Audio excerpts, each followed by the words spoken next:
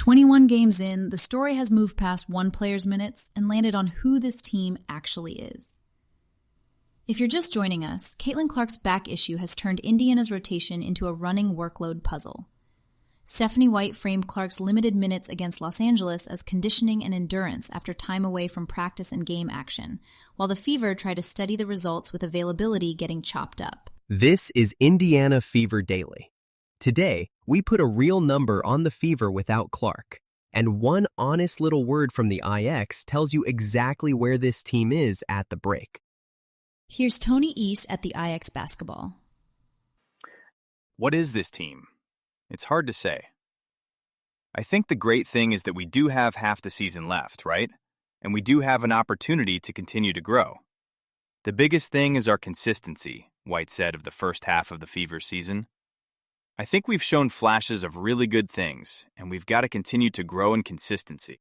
Halfway point, official accounting time. 13-9, on pace for 26 wins, and Stephanie White straight up says she'd like to be further along record-wise. That's a coach doing the math out loud. And the word she keeps coming back to is consistency. Which, yeah, you beat Golden State at home, you hang a franchise record 113 in regulation on the tempo, and then you turn around and lose at home to Washington and Phoenix? The highs and lows are both real. Holding the Aces to 68, even without A'ja Wilson, is a genuine defensive night. Then a week later, you give up 113 to Atlanta. At 22 games in, the talent is obvious. The identity is still blurry. Hoping. That's the word that sticks. Not expecting, not demanding, hoping for consistency. At the midpoint, that says a lot about where this roster actually is. We spent 3 straight nights this week locked in on availability and load management. This is the first piece that steps back and asks who they are as a team. And honestly, it's overdue. The chemistry worry from earlier in the week. I read this framing a little differently now. White's treating cohesion like an ongoing project, not a 5-alarm fire. That's a healthier read for July. Jeremy Barron, writing in Sporting News. The dichotomy when Clark plays in 2026 versus when she does not is growing too large to wave away. The Fever now is 4-0 this season when Clark doesn't play compared to 9-9 when she does. The efficiency of their top-ranked offense doesn't drop much without the 3-time All-Star in the lineup. Okay, the number that stops you cold. 4-0 without Clark, 9-9 with her. That gap's getting hard to brush off. Right, and Sporting News is framing it this way. Indiana didn't just survive without her in 2025. This year they've, quote, perfected and enhanced it. They're talking structure here, not just one box score. And look at how it happened. Thursday against Phoenix, with Clark resting on the back-to-back, they cut turnovers by nearly 40% and shoot 50% from the field. The night before, Clark's on a minutes cap, and they lose to the Sparks by 14.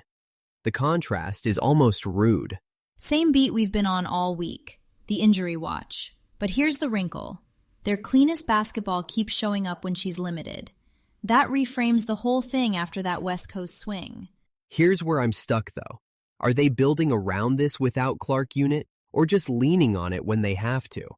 Because Mitchell carrying those road nights is confirmed now in both pieces. That's different from designing for it. I'd be careful with the sample. 4 games. They've had a top-ranked offense with her playing over 18 games. The gap is real, but I'm not ready to call her a drag on a top offense off 4 rest nights. No, exactly. I don't want the casual crowd running with Fever are better without Clark. That's the take that ruins the actual story here. And it loops back to the consistency point. At the halfway mark, maybe this is who they are. A team with a functioning second gear, not just a one-woman act. If you're enjoying the Indiana Fever Daily podcast, take a second to subscribe or leave a review wherever you're listening. It really does help other fans find us, and it helps us keep bringing you the latest every day. You'll find links to every story we mentioned today in the show notes. So if something caught your ear, you can read a little deeper there. That's it for today's Indiana Fever Daily podcast. This is a Lantern podcast.